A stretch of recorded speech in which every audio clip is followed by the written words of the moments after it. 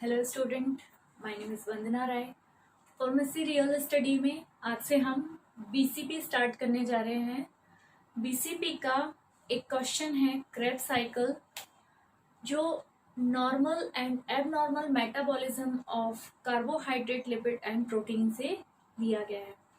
ये question exam point of view से बहुत इम्पोर्टेंट है और बहुत लेंथी प्रोसेस होती है इसकी, तो आप हर स्टेप को बहुत ध्यान से देखें।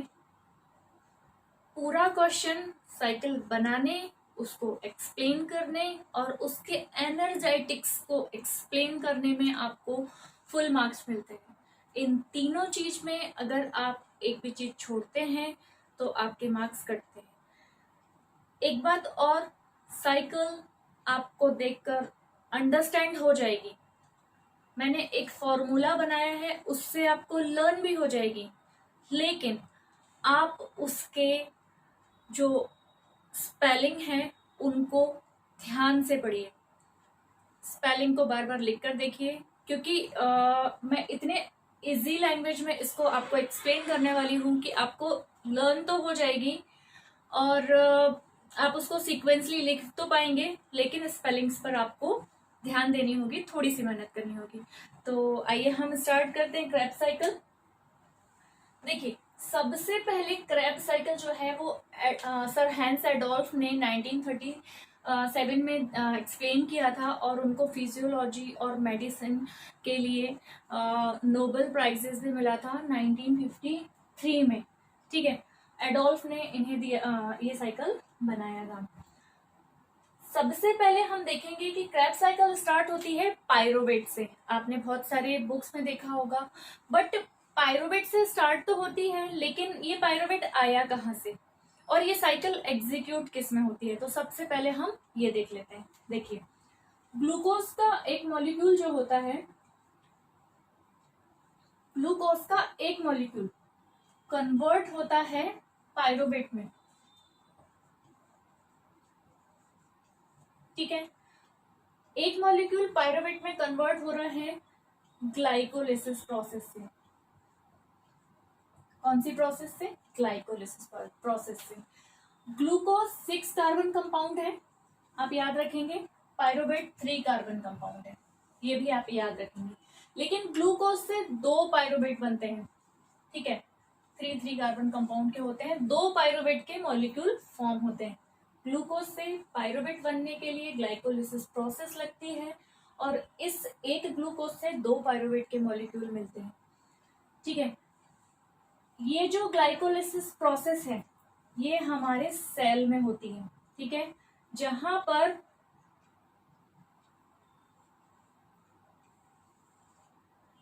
एक माइटोकॉन्ड्रिया, एक न्यूक्लियस, गोल्जी बॉडी और साइटोप्लाज्म, ये सब प्रेजेंट होता है। ये है साइटोप्लाज्म। ठीक है, ये हमारी बॉडी का एक छोटा सा सेल है।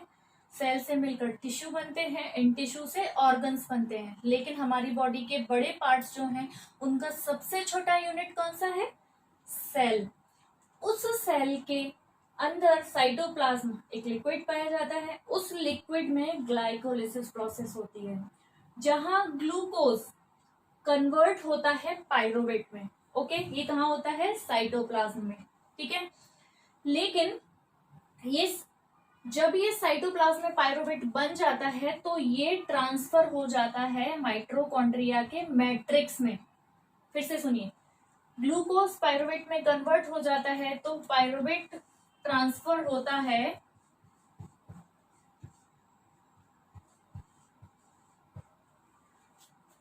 ग्लूकोज ग्लाइकोलिसिस प्रोसेस से पायरोवेट में कन्वर्ट होता है। ये प्रोसेस होती है साइटोप्लाज्म में। पायरोवेट कन्वर्ट होता है, अंडरगोज होता है एक प्रोसेस से और एसिटाइल कोए में बनाता है। तो ये एसिटाइल कोए जो है वो माइटोकॉन्ड्रिया के अंदर बनती है। इतनी बात आपको समझ में आई? अब ये 6 कार्बन कंपाउंड है, ये 3 कार्बन कंपाउंड है और एसिटाइल कोए 2 कार्बन कंपाउंड है। जब पायरोवेट एसिटाइल कोए में कन्वर्ट होता है तो यहां से CO2 का एक मॉलिक्यूल निकल जाता है। तो यहाँ से हमें एक कार्बन का लॉस हो गया, यहाँ 3 थे, एक कार्बन का लॉस हो गया, 2 कार्बन कंपाउंड बना। यहीं पर जब एनर्जी निकलती है तो NAD जो है उसको एक्सेप्ट करता है और NADH में कन्वर्ट कर देता है, NADH प्लस H+ में कन्वर्ट कर देता है। NADH प्लस H+ को आपको एज इट इज लिखना है, NAD2H नहीं लिखना है, NADH2 नहीं लिखना है, अंडरस्टैंड? आपको एज इट इज ही रिटर्न करना है। तो इतनी प्रोसेस आपको समझ में आई। इसके बाद एसिटाइल कोए से हम क्रेब्स साइकिल स्टार्ट करेंगे। पहले आपको इतना समझना बहुत जरूरी था, ठीक है? ये NADH प्लस H+ की बहुत इंपॉर्टेंट है। जब हम एनर्जेटिक्स हम लोग काउंट करेंगे तो उसमें ये भी काउंट होगा।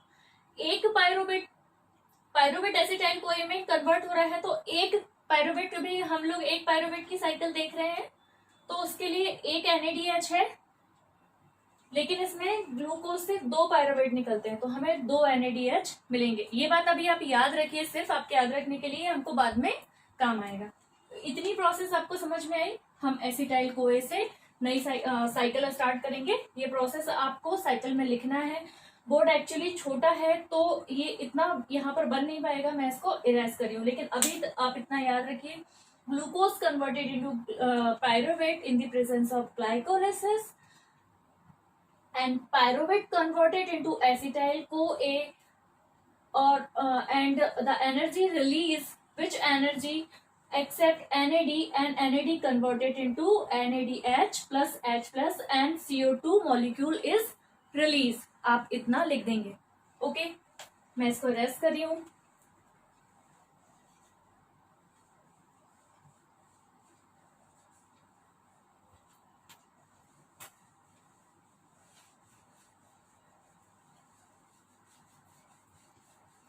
ये प्रोसेस बहुत लेंदी है और एनर्जेटिक्स का भी बहुत इम्पोर्टेंस है, और एग्जाम में बार बार पूछे जाने वाली साइकिल है, तो आप इसको बहुत ध्यान से देखिए। और स्पेस का मैं थोड़ा छोटा लिखूंगी। अगर आपको लग रहा है कि बहुत फास्ट हो रहा है तो वीडियो को पॉज करके ही देखें, ठीक है? देखिए, हम एसिटाइल कोए से स्टार्ट करते हैं।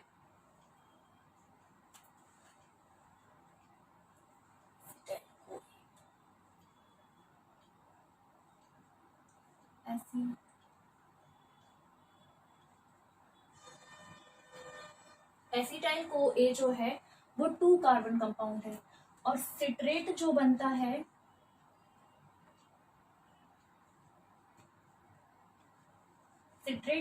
वो 6 कार्बन कंपाउंड है। यहां तक आपने देखा था ये 2 कार्बन कंपाउंड है, और सिट्रेट जब फॉर्म होता है तो 6 कार्बन कंपाउंड है, लेकिन 2 से 6 कैसे बन सकता है? तो यहाँ पर ऑक्सैलो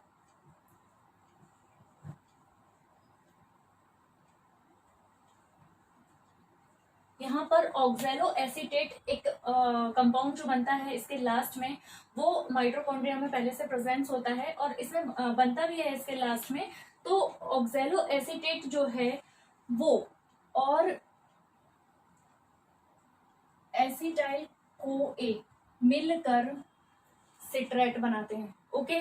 ऑक्सैलो एसीटेट अकेला सिट्रेट नहीं बनाता, एसिटाइल कोए अकेला सिट्रेट नहीं बनाता, ऑक्सैलो एसीटेट और एसिटाइल कोए मिलके सिट्रेट बनते हैं, ठीक है? और ये जो प्रोसेस है इन दोनों के मिक्स प्रोसेस को बोलते हैं कंडेंसेशन रिएक्शन। इसको क्या बोला जाता है? कंडेंसेशन रिएक्शन होती है ऐसी oxalo acetate and acetyl CoA में, तब जाके सिट्रेट मिलता है हमें।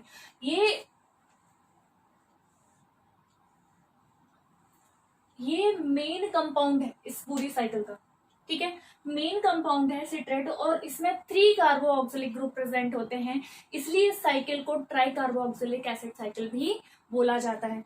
TCA साइकिल को क्या क्या बोला जाता है?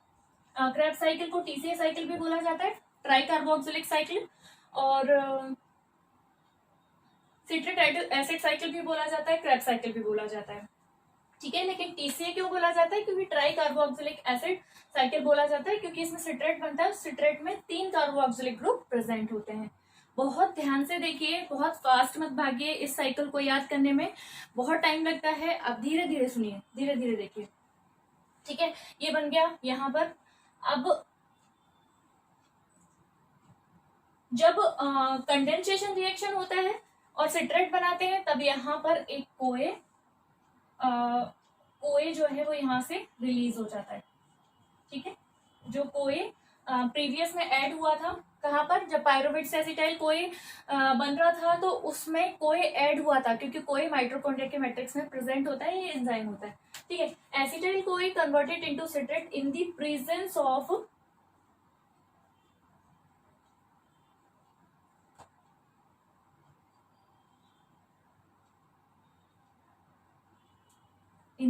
Of citrate synthetase.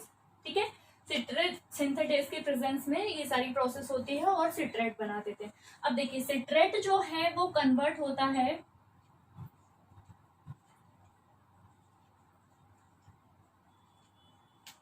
Citrate converted into सिस एकोनाइटिस, इसे एकोनाइटिस में कन्वर्ट होता है और यहाँ पर H2O का एक मॉलिक्यूल ऐड हो जाता है। Now citrate is converted into isocitrate, और जब सिट्रेट कन्वर्ट होता है एसिटाइल सिस एकोनाइटिस में और सिस एकोनाइटिस कन्वर्ट होता है आइसोसिट्रेट में, तो यहाँ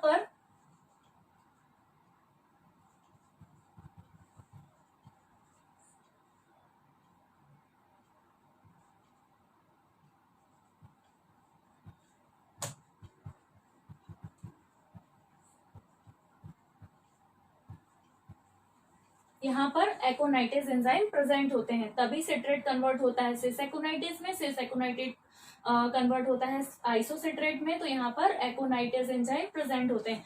ये सिट्रेट कन्वर्टेड इनटू सिस एकोनाइटिस, तो H2O का एक मॉलिक्यूल पुट होता है, फिर जब सिस एकोनाइटिस कन्वर्टेड इनटू आइसोसिट्रेट तो H2O का मॉलिक्यूल निकल जाता है। ओके, इतना प्रोसेस आपको समझ में आया। इसके बाद cis isocitrate converted into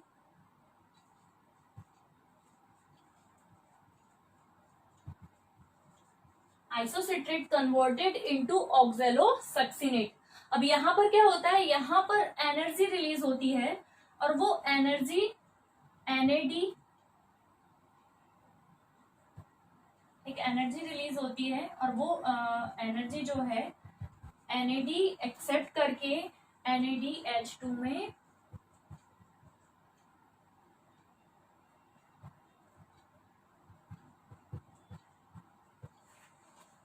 isocitrate converted into ऑक्सैलोसक्सिनेट। तो यहाँ पर क्या होता है, NAD जो है, जो एनर्जी रिलीज होती है यहाँ पर, उसको कन्वर्ट करता है NADH प्लस H प्लस में। ठीक है,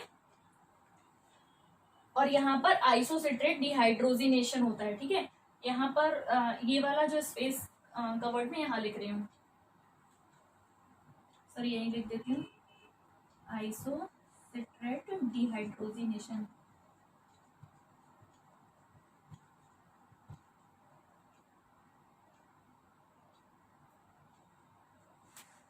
आइसोसिट्रेट कन्वर्टेड इनटू ऑक्सैलोसक्सिनेट और यहाँ पर आइसोसिट्रेट डिहाइड्रोजिनेस होता है।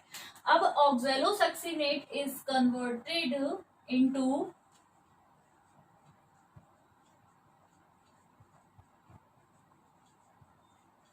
ऑक्सैलोसक्सिनेट converted into alpha keto glutarate. यहाँ पे फिर से आइसोसिट्रेट डिहाइड्रोजिनेशन होता है, यहाँ पर आइसोसिट्रेट डिहाइड्रोजिनेस होता है और एक CO2 का जो है मॉलिक्यूल यहाँ से निकल जाता है। ठीक है, एक CO2 का मॉलिक्यूल यहाँ से निकल जाता है। ठीक है, इतनी प्रोसेस मैं आपको फिर से समझाती हूँ जल्दी से। सिट्रेट कन्वर्टेड इनटू सिस एकोनाइटिस, सिस एकोनाइटिस में जब सिट्रेट कन्वर्ट होता है तो ये एकोनाइटिस एंजाइम के प्रेजेंस में होता है और H2O यहाँ पर पुट हो जाता है, यानी एक वाटर मॉलिक्यूल ऐड होता है। और सिस एकोनाइटिस कन्वर्टेड इनटू आइसोसिट्रेट, तो यहाँ से एक वाटर मॉलिक्यूल निकल जाता है और ये प्रोसेस भी एकोनाइटिस एंजाइम के प्रेजेंस में होती है। नाउ आइसोसिट्रेट कन्वर्टेड इनटू ऑक्सैलोसक्सिनेट, जब ये ऑक्सैलोसक्सिनेट में कन्वर्ट होता है तो यहाँ पे एनर्जी रिलीज होती है, वो एनर्जी NAD ले लेता है और NADH प्लस H प्लस में कन्वर्ट कर देता है और ये यहाँ पर होता है आइसोसिट्रेट डिहाइड्रोजिनेशन। डिहाइड्रोजिनेशन मतलब हाइड्रोजन आयन का निकलना, वही आयन जब निकलते हैं तो हाइड्रोजन जब यहाँ से निकलता है तो NAD उसको एक्सेप्ट करके NADH में कन्वर्ट कर देता है। तो आपको समझा, डिहाइड्रोजिनेस मतलब हाइड्रोजन का रिलीज होना, ठीक है। Now oxalosuccinate converted into alpha keto glutarate, और इसमें एक CO2 का मॉलिक्यूल रिलीज होता है, ठीक है। इसको बोलते हैं डी कार्बो ऑक्सीलेशन।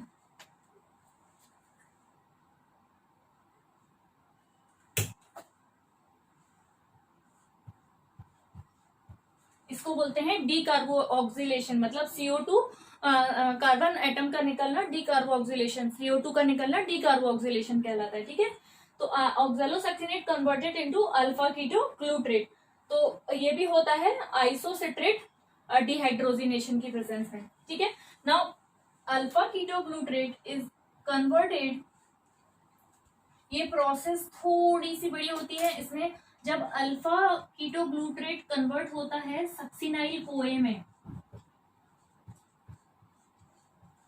ठीक है, जब ये इसमें कन्वर्ट होता है तो सबसे पहले तो जब ये प्रोसेस यहां से यहां तक पहुंच रही होती है तो उसमें सबसे पहले तो कोए ऐड होता है, ठीक है, कोएंजाइम जो है वो ऐड हो जाता है और डिहाइड्रोजिनेशन होता है। अल्फा कीटो ग्लू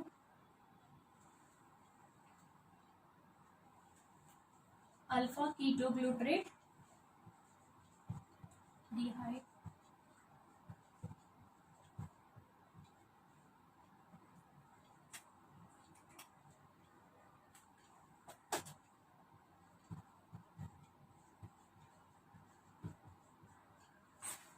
जब अल्फा कीटो ग्लूट्रेट सक्सिनाइल कोए में कन्वर्ट होता है तो ये अल्फा कीटो ग्लूट्रेट डिहाइड्रोजिनेस कॉम्प्लेक्स बनाता है, ठीक है। और यहीं पर एक कार्बन का लॉस और होता है, मतलब एक CO2 और निकल जाता है। और जब डिहाइड्रोजिनेशन हो रहा है मतलब हाइड्रोजन निकल रहा है तो NAD जो है वो NADH प्लस में कन्वर्ट हो जाता है। NAD का जो प्रोसेस है, NAD जो है वो हाइड्रोजन को लेकर NADH प्लस H में कन्वर्ट कर देता है। देखिए ये वाली स्टेप कितनी बड़ी है, देखिए इसमें 4 टाइप की प्रोसेस हो रही है, कोएंजाइम मिक्स हो रहा है, डिहाइड्रोजिनेशन हो रहा है, यहाँ पर NAD इसको NADH प्लस H में कन्वर्ट कर रहा है और CO2 का मॉलिक्यूल भी रिलीज हो रहा है। अभी तक हमने देखा था सिट्रेट, और ये सिट्रेट जो है वो सिसेकोनाइटिस, आइसोसिट्रेट और ऑक्सैलोएसीटेट, ये सारे 6 कार्बन कंपाउंड थे, ठीक है। अब ये जो ना अल्फा कीटो ग्लूट्रेट भी 6 नहीं, यहाँ तक ये 6 कार्बन कंपाउंड थे, ठीक है। जब CO2 का मॉलिक्यूल निकल गया तो ये अल्फा कीटो ग्लूट्रेट जो है वो 5 कार्बन कंपाउंड बन गया, ठीक है। ये 4 कार्बन कंपाउंड है, ठीक है, ये निकल गया, ये 5 कार्बन कंपाउंड बन गया क्योंकि एक CO2 निकल गया। और यहाँ पे भी एक CO2 निकला तो सक्सिनाइल कोए जो है वो 4 कार्बन कंपाउंड बनेगा, ठीक है, ये भी 4 कार्बन कंपाउंड है। अब सक्सिनाइल कोए जो है वो कन्वर्ट होता है सक्सिनेज में। अब मैं इसको यहां बना रही हूं, सक्सिनाइल को ए कन्वर्टेड इनटू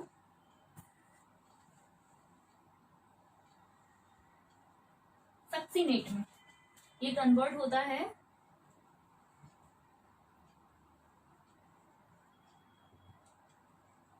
सक्सिनेट में, ये कन्वर्ट होता है। और यहाँ पर जो है ATP जो है ये यहाँ से यहाँ पर आया बोर्ड में, देखिए ध्यान से, यहाँ पर एकमात्र पूरे साइकिल में एकमात्र ऐसा स्टेप है जिसमें एक ATP मॉलिक्यूल डायरेक्टली बनता है। कब? सक्सिनाइल को ए कन्वर्टेड इनटू सक्सिनेट, तब ATP का एक मॉलिक्यूल डायरेक्टली बनता है, ठीक है। ADP कन्वर्टेड इनटू ATP, ठीक है। और ये फास्फोरस की प्रेजेंस में होता है, Ai फास्फोरस की प्रेजेंस में होता है, ठीक है। और जो कोए है वो यहाँ से रिलीज हो जाता है, ठीक है, बाहर निकल जाता है। ये कोए जो यहाँ पर ऐड हुआ था वो इस वाली प्रोसेस, इस वाली स्टेप में यहाँ से आउट हो जाता है साइकिल से, ठीक है। और सक्सिनाइल CoA सक्सिनेट में कन्वर्ट होता है in the presence of succinate थियोकाइनेस।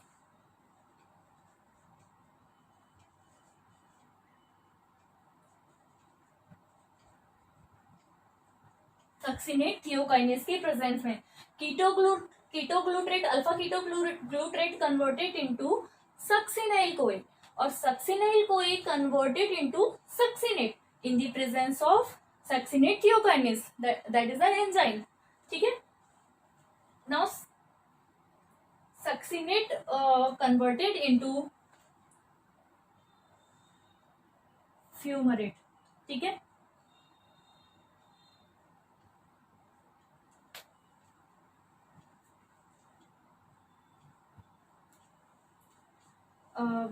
succinyl CoA converted into succinate and succinate is converted into fumarate। ठीक है, और इसमें क्या होता है, अभी तक क्या बन रहे थे, कौन सी चीज बन रही थी अभी तक? NAD, अभी तक NAD बन रहा था, ATP बन रहा था, अब FAD बनेगा। ठीक है,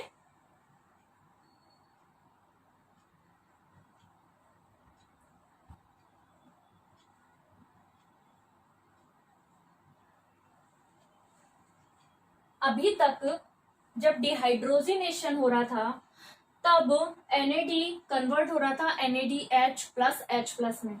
अब FAD, अब जब डिहाइड्रोजिनेशन हो रहा है, यहां पे लिखेंगे succinate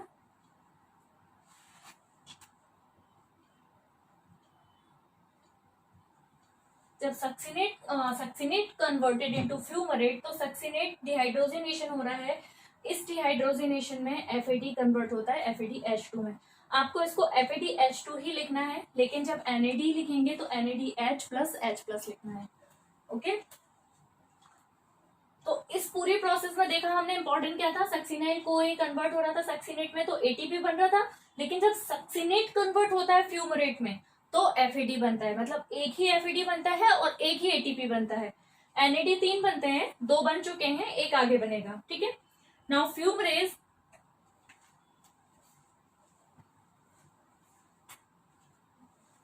now fumarate converted into malate, fumarate converted into malate. जब फ्यूमरेट मालेट में कन्वर्ट होता है,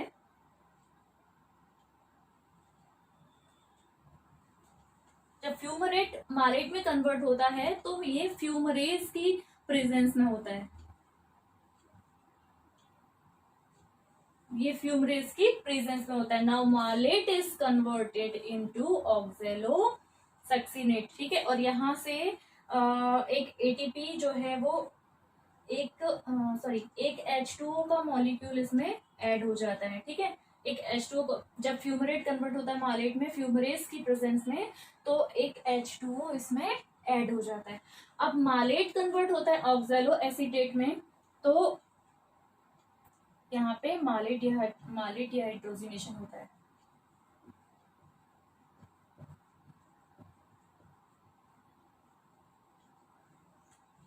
और यहाँ पर जो एनर्जी रिलीज होती है वो NAD लेकर NADH प्लस H प्लस में कन्वर्ट कर देता है। ठीक है, अब आपको पूरी प्रोसेस समझ में आई। यहाँ पर ऑक्सैलो एसीटेट बन जाता है। नाउ फाइनली जब पायरुवेट से एसिटाइल बनता है, फिर से ऑक्सैलो एसीटेट उस एसिटाइल से कंबाइन होकर ये प्रोसेस करता है, और ये प्रोसेस चलते जाती है, ऐसे धीरे धीरे ये प्रोसेस चलते रहती है माइटोकॉन्ड्रिया में, और एनर्जी रिलीज होते रहती है। ठीक है, ये तो एनर्जी रिलीज। अच्छा, ये सब प्रोसेस हम कर क्यों रहे हैं? क्योंकि हमें एटीपीज मिले। एटीपीज क्या है? एटीपीज हैं हमारी जो बॉडी में एनर्जी अराइज होती है, एनर्जी जो हमें मिलती है वो एटीपी से मिलती है। माइटोकॉन्ड्रिया में एटीपी में ही एनर्जी स्टोर होती है। ठीक है, तो एनर्जी के लिए ये पूरी प्रोसेस होती है। माइटोकॉन्ड्रिया प्रेजेंट होता है सेल में। सेल हमारी बॉडी का सबसे छोटा पार्ट है।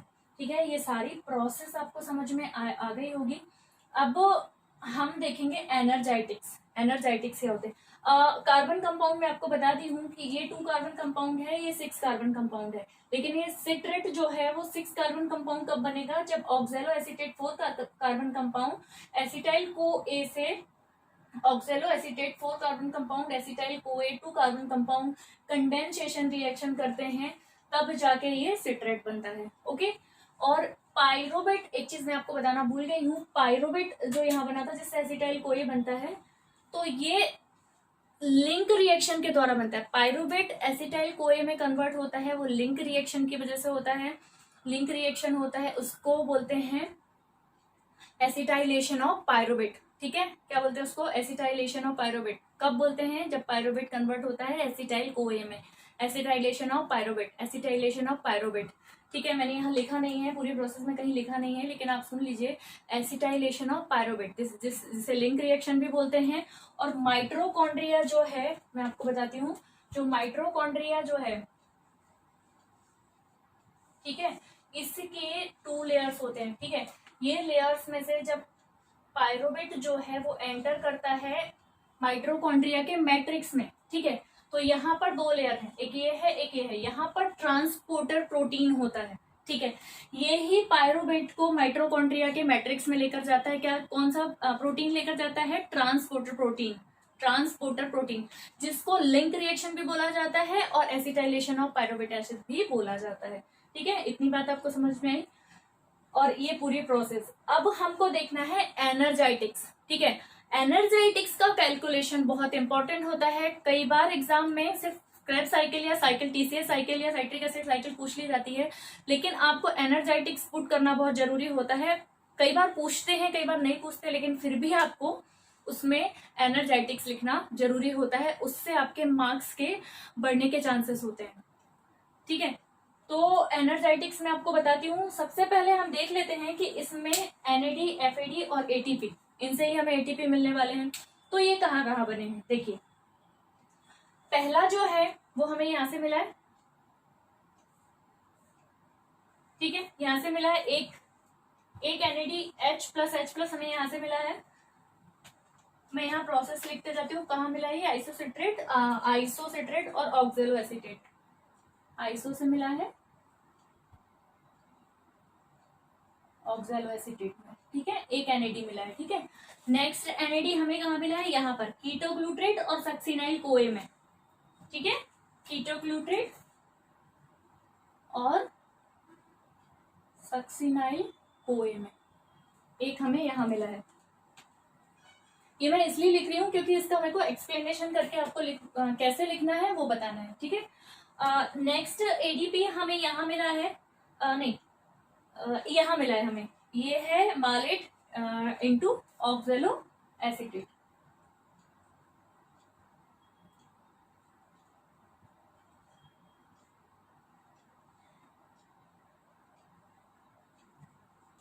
ठीक है, 3 हमें एनएडी मिले हैं। ठीक है, ये प्रोसेस का एक बार स्क्रीनशॉट ले लीजिए, क्योंकि इसके बाद मैं इसको इरेज कर रही हूँ। ठीक है, अब मैं इसको इरेज कर दूं।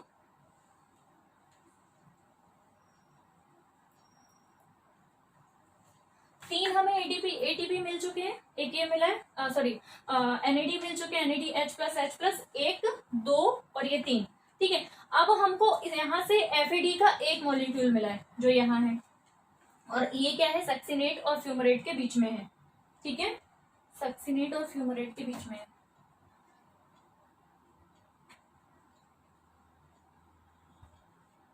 ये क्या है? हमें एफएडी का एक मॉलिक्यूल मिला है। ठीक है, और एक मॉलिक्यूल हमें सक्सिनाइल को ए से सक्सिनेट के बीच में मिला है।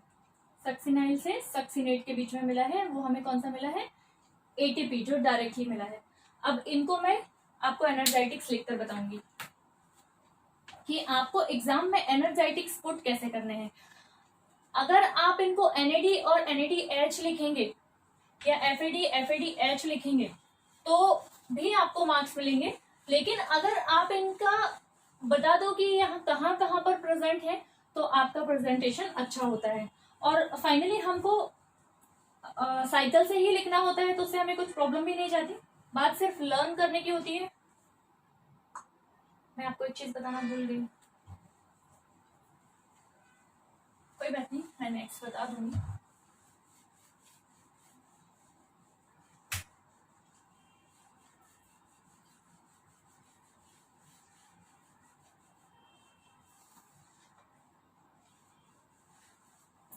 से ड्रॉ करके बता दूंगी आपको, कोई इशू नहीं है उससे। देखिए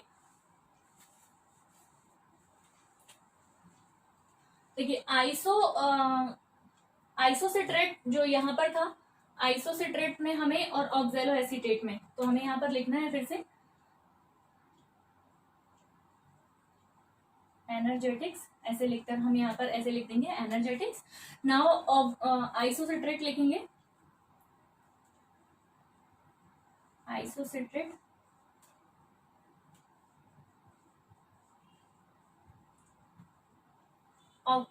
आइसोसिट्रेट टू ऑक्जेलो एसीटेट। ठीक है, ये आपने लिख लिया। यहां से हमें एक एनएडी मिला है, ठीक है, एक एनएडी प्लस H प्लस मिला है।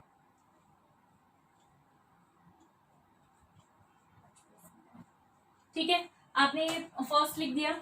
नाउ सेकंड में आप एज इट इज लिखेंगे इसको, थर्ड में इसको लिखेंगे, फोर्थ में इसको, और यहाँ पूरा लिखेंगे सक्सिनाइल को ए टू सक्सिनेट ऐसा लिखेंगे। ठीक है, अब मैं यहाँ लिख नहीं रही हूँ, आपको इजीली समझा दे रही हूँ। आइसोसिट्रेट कन्वर्टेड इनटू ऑक्जेलो एसीटेट, जैसे मैंने ऐसे लिखा है ऑक्जेलो ऑक्जेलो एसीटेट नहीं है, ये ऑक्जेलो सक्सिनेट है।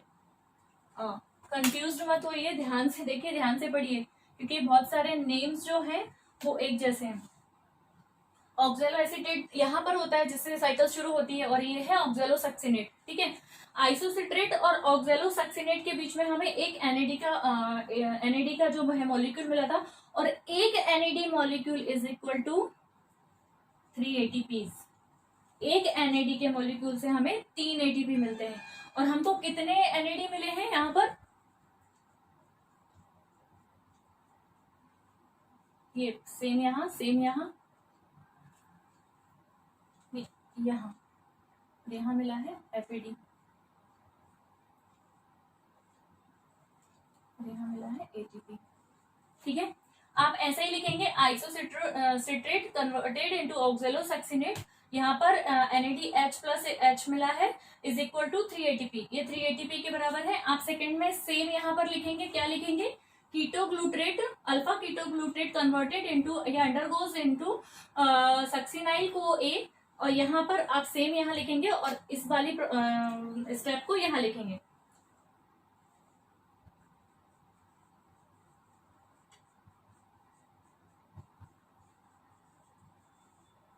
ये हो गया, ये फर्स्ट, ये सेकंड, अब हम थर्ड लिख रहे हैं।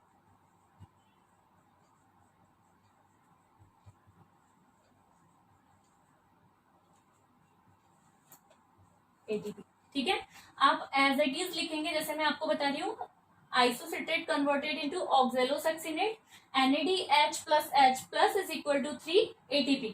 सेकेंड में भी आप लिखेंगे ketoglutarate is converted into succinyl CoA, NADH plus H plus 3 ATP। Third में आप लिखेंगे malate is converted into oxaloacetate and NADH plus H plus is equal to 3 ATP। आपने ऐसे लिख लिया। ठीक है, नाउ FAD। ठीक है, हमें एक मॉलिक्यूल मिला है FAD का, तो आप यहाँ पर लिखेंगे, इतना लिखने के बाद आप यहाँ पर लिखेंगे succinate converted into fumarate.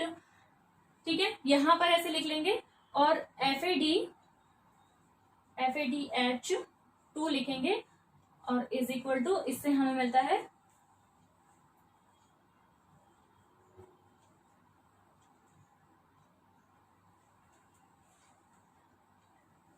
NADH plus H plus से हमें 3 ATP मिलते हैं, वैसे ही FADH2 से हमें 2 ATP मिलते हैं। ठीक है, और एक ATP तो डायरेक्टली बन रहा था,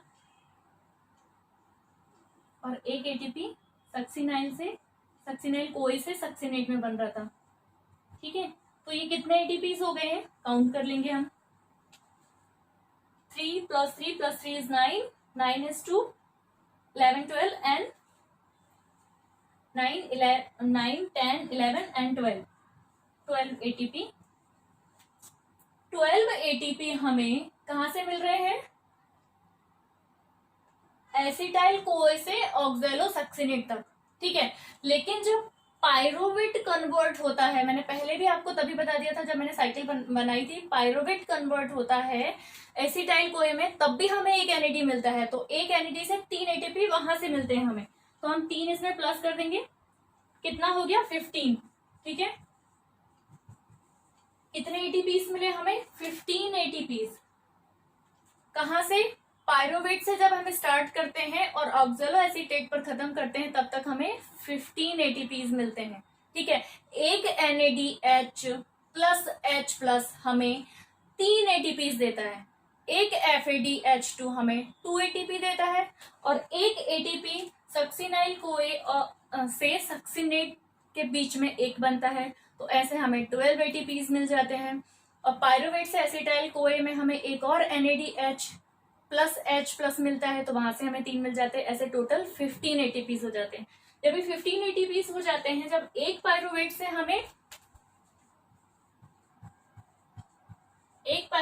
हमें 15 एटीपीज मिल रहे हैं, ठीक है। तो 2 पायरोवेट से कितने मिलेंगे, 15 और एटीपीज मिलेंगे। ये आपको लिखना है, when one pyruvate give us 15 ATPs, so 2 pyruvates molecule give us 30 ATPs. कितने ATPs 30 ATPs, 30 ATP मिलेंगे, ठीक है। ये तो ग्लूकोज के पायरुवेट से मिलते हैं हमें, ठीक है। ग्लूकोज के बाद जो पायरुवेट आता है ग्लाइकोलिसिस प्रोसेस के बाद में जो पायरुवेट हमें मिलता है, उस पायरुवेट का पूरा स्टेप में क्रेब साइकिल बनना एंड उस क्रेब साइकिल में सारे एटीपीज का मिलना, सारे एनर्जेटिक्स का मिलना, वो पूरा कैलकुलेशन होता है 30 एटीपी का। लेकिन जब ग्लूकोज कन्वर्ट होता है पायरुवेट में तो वहां से हमें 8 एटीपीज मिलते हैं। नेक्स्ट साइकिल में आपको ग्लाइकोलिसिस का साइकिल पढ़ाने वाली हूँ, उसमें बताऊंगी मैं 8 एटीपीज। आप इसी चैनल में जाकर नेक्स्ट साइकिल भी देख सकते हैं। तो वहां पर आपको बताया गया है कि ग्लूकोज कन्वर्ट होता है पायरुवेट में, तो वहां से भी हमें 8 एटीपीज मिलते हैं। वो 8 एटीपीज इसमें प्लस कर देते हैं। कैसे मिलते हैं हमें ये, ग्लाइकोलाइसिस प्रोसेस से, ठीक है। 8 एटीपीज, तो कितना हुआ 38 एटीपीज। इन आइडल कंडीशन ग्लूकोज का एक मॉलिक्यूल पूरी क्रेब साइकिल तक पहुंचने तक ग्लाइकोलाइसिस प्रोसेस करके क्रेब साइकिल प्रोसेस करके जब ऑक्सैलो एसीटेट का लास्ट फॉर्म बन जाता है, तो हमें इस पूरी साइकिल में 38 एटीपीज मिलते हैं। ये एटीपीज एनर्जी कंज्यूम करते हैं और बॉडी को एनर्जी इन एटीपीज से ही मिलती है, ठीक है। और इस आइडियल कंडीशन में 38 एटीपीज मिलते हैं, ठीक है। अगर आपको ग्लूकोज के एटीपीज पूछा जाए तो आप 38 लिखेंगे। एसिटाइल के पायरुवेट टू एसिटाइल पूछा जाए तो आप 3 एटीपीज लिखेंगे। पायरुवेट टू ऑक्सैलो एसीटेट पूछा जाए तो आप 15 लिखेंगे। अलग अलग कैलकुलेशन है, मैंने ग्लूकोज से लेके लास्ट ऑक्सैलो एसीटेट तक के पूरे एटीपीज आपको बता दिए कितने बनते हैं, ठीक है। आपको बस लिख देना है और इनका कैलकुलेशन बार बार सुनिए, बहुत इजी है। धीरे से सुनिए, वीडियो को पॉज कर करके सुनिए, आपको इजीली ये समझ में आने वाला है, ठीक है। सबसे इंपॉर्टेंट एक चीज इसमें छूट गई है जो मुझे पहले बतानी थी, कोई बात नहीं, मैं अब बता देती हूँ। इसको इरेज करना पड़ेगा। आप जल्दी से इसका एक स्क्रीनशॉट लीजिए, मैं इसको इरेज कर रही हूँ।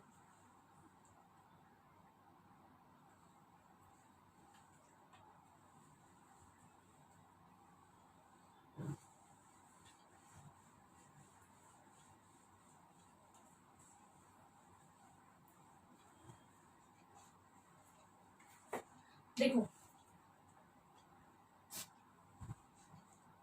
ऑक्सैलो एसीटेट जो है, ऑक्सैलो एसीटेट एसिटाइल कोए से मिलता है और क्या बनाता है, सिट्रेट बनाता है, ठीक है।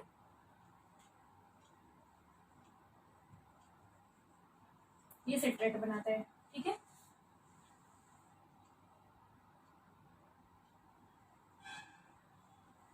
सिट्रेट बनाता है, ओके। ये सिट्रेट जो है,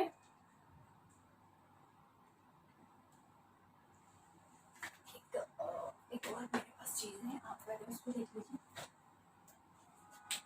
आपको इस तरीके से अच्छे से समझ में आएगा।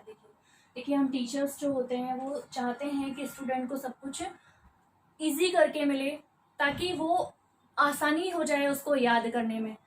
तो हम लोग ट्रिक्स चेंज करते रहते हैं कि आपको ये सारी चीज़ें इजी लैंग्वेज में मिले, इजी तरीके से मिले, ताकि आपको अच्छे से याद हो। तो ये क्या लिख रही हूं मैं, आप ध्यान दीजिए। Our cell is keep safe and secure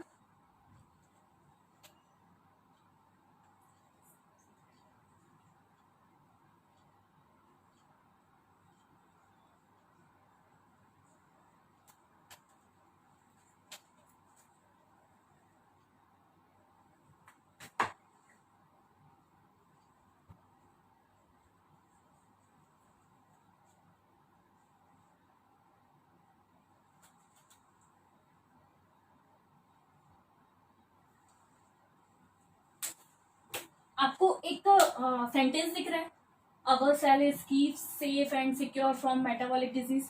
ये जस्ट सेंटेंस है, इसका क्रेब साइकिल में कोई काम नहीं है, ठीक है।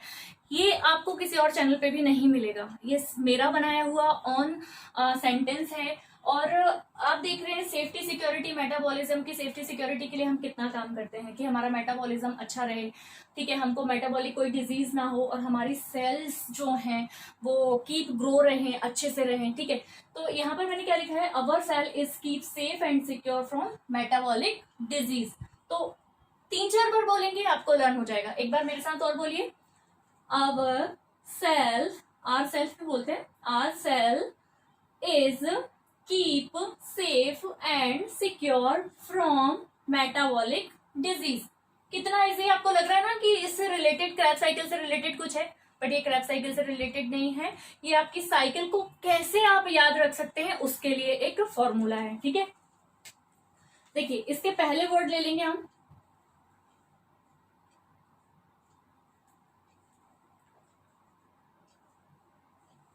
ठीक है, ये हमने पहले वर्ड लिए हुए हैं। तो आप देखो इससे हम बना रहे हैं ऑक्सैलो एसीटेट। नेक्स्ट टर्म है सी, सेल। सेल का पहला वर्ड है सिट्रेट, तो देखो हमने सिट्रेट बना दिया। सेल का पहला वर्ड है सी और सी से हमने सिट्रेट बना दिया। अब इस का पहला इस तो इस अकेला ही है, तो इससे हम बनाएंगे आइसोसिट्रेट, ठीक है। नेक्स्ट क्या है, कीप, इसका नेक्स्ट स्टेप है कीटोग्लूटरेट,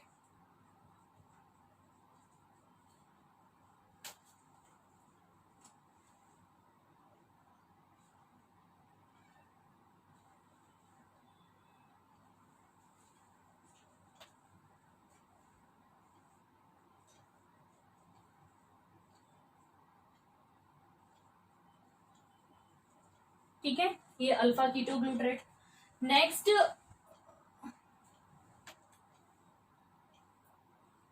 यहां तक हम लिख चुके थे। नेक्स्ट एस, एस मतलब सक्सिनाइल कोए, सक्सिनाइल कोए। नेक्स्ट एस जो है उसका नेक्स्ट आएगा सक्सिनेट, सक्सिनेट, ठीक है। नेक्स्ट स्टेप क्या आता है इसका, एफ्रॉम, फ्रॉम से हम एफ लेंगे और एफ से बनेगा फ्यूमरेट, ठीक है। नेक्स्ट इसका आएगा फ्यूमरेट से क्या बनता है, मालेट, और मालेट से फिर बन जाता है ऑक्सैलो एसीटेट। यही साइकिल थे, यही साइकिल थी जो हमने बनाई थी। मेन एस्पेक्ट्स जो है वो यही है, ठीक है। इनके अलावा मेन एस्पेक्ट्स कोई नहीं है जो सबसे ज्यादा इंपॉर्टेंट है। तो आपको करना क्या है, ये सेंटेंस याद कर लेना है जिसका क्रेब साइकिल से कोई मीनिंग नहीं है, हाँ, ये सिर्फ आपके याद करने के लिए है। तो आपको ये सेंटेंस याद कर लेना है और इस सेंटेंस से सबसे पहले आपको ये साइकिल बना लेना है और इनके बीच में स्पेस बहुत सारा छोड़ दीजिए ताकि आप इनके एनर्जेटिक्स जो है वो लिख सकें, जो रिलीज को एंजाइम्स हैं वो उनको लिख सकें, ठीक है। और इस तरीके से आप याद कर सकते हैं। और से के पहले वर्ड से हमने ऑक्सैलो एसीटेट लिया है, यहाँ सिट्रेट लिया है, यहाँ आइसोसिट्रेट, यहाँ कीटोग्लूटरेट। एस से हमने सक्सिनाइल को है, सेकंड एस से हमने सक्सिनेट लिया है, फ्रॉम से फ्यूमरेट, एम से मालेट, और मालेट कन्वर्ट हो जाता है ऑक्सैलो एसीटेट में। तो ये मेन चीजें थी जो आपको बतानी थी। आपने पढ़ा एनर्जेटिक्स, आपने पढ़ा कि इसको कैसे लर्न करना है, आपने पढ़े पूरे उसके मेन एस्पेक्ट्स जो भी हैं, मेन जो भी जिसमें कन्वर्ट होता है, तो आप सब पढ़ चुके हैं। अब आपको इसको राइट डाउन कैसे करना है, देखिए आपको 3 तरीके से इसको राइट डाउन करना है। पहला तो ये कि आप पूरी साइकिल बना देंगे और उसके एनर्जेटिक्स, उसका डीकार्बोक्सिलेशन और डिहाइड्रोजिनेशन सब लिख देंगे। ठीक है, एक बात और आपको याद रखना है पूरी साइकिल में कि ये पूरी साइकिल एरोबिक साइकिल है। मतलब एरोबिक्स मतलब ये पूरी साइकिल जो एग्जीक्यूट होती है वो ऑक्सीजन की प्रेजेंस में होती है, लेकिन ऑक्सीजन का निकलना या पुट होना इसमें कहीं भी डिस्क्रिप्शन नहीं है, लेकिन ये ऑक्सीजन की प्रेजेंस में ही होती है, एरोबिक साइकिल्स है। ठीक है, इसके डीकार्बोक्सिलेशन, डिहाइड्रोजिनेशन आपको लिख देने हैं। ठीक है, ये पूरा साइकिल जब आपने ड्रॉ कर दिया उसके बाद आपको उसको एक्सप्लेन भी करना है। एक्सप्लेनेशन का तरीका क्या होता है, ऑक्जेलो मैं बताती हूँ। देखिए, ऑक्जेलो acetate converted into citrate with condense reaction of acetyl CoA. ठीक है, आप यहाँ इतना लिखेंगे, फिर सिट्रेट कन्वर्टेड इनटू आइसोसिट्रेट, और जो एनर्जेटिक्स है वो लिख देंगे, एंड द एनर्जी और dehydrogenation hydrogen is NAD is received and converted is to NADH plus H। आप यहाँ पे लिखेंगे, नेक्स्ट लिखेंगे the isocitrate converted alpha ketoglutarate, और जो एनर्जेटिक्स है उनका एक्सप्लेनेशन आप लिख देंगे। तो ये तरीका होता है इसको लिखने का। साइकिल बनाइए, उसको लिखिए भी कि इसको कैसे कौन सी चीज किस में कन्वर्ट हुई है, क्योंकि लिखना कितना आसान होता है, आपको देखकर ही लिखना है। आपको सिर्फ इतना वर्ड लिखना है, ऑक्जेलो एसीटेट अंडरगोज सिट्रेट, या फिर आप लिख सकते हैं ऑक्जेलो एसीटेट कन्वर्टेड इनटू सिट्रेट, आप लिख दीजिए, उसके एनर्जेटिक्स लिख दीजिए। तो एक्सप्लेनेशन तो आपको साइकिल से ही लिखना है, लेकिन एनर्जेटिक्स आपको अलग से लिखने हैं, जो मैंने बताए थे, जिस तरीके से आपको बताया है। वीडियो को बार बार रिकॉल कीजिए, बार बार देखिए। आपको जब हम बुक से पढ़ रहे होते हैं तो उससे बेटर होता है कि आप ये वीडियो देखकर पढ़ें, बुक भी रखें सामने ताकि आपको समझ में आए, और वीडियो को बार बार पॉज करके भी देखें, आपको अच्छे से याद हो जाएगा। और जिसने भी वीडियो देखा है और जिसको भी ये वीडियो समझा है, जिसको भी ये पूरी साइकिल आसानी से समझी है या नहीं समझ में आई, तो प्लीज कमेंट बॉक्स में कमेंट जरूर कीजिए कि या तो आपको समझ में आई है या नहीं समझ में आई, या नहीं समझ में आई तो किस स्टेप में क्या चीज समझ में नहीं आई। अगर आप वहां पर राइट डाउन करेंगे या मुझे क्वेश्चन पूछेंगे तो मुझे समझ में आएगा कि हाँ, आपने वीडियो देखा, आपको समझा और मेरी मेहनत सफल हुई। हम टीचर्स, बार बार बोलती हूँ मैं आप लोगों को ये बात कि हम टीचर बहुत मेहनत करते हैं कि बच्चों को आसानी से हर चीज समझा के दें, जो भी चीज है वो उनको इजी वे में, इजी लैंग्वेज में उनको कन्वर्ट करके दें ताकि उनको अच्छे से याद हो जाए।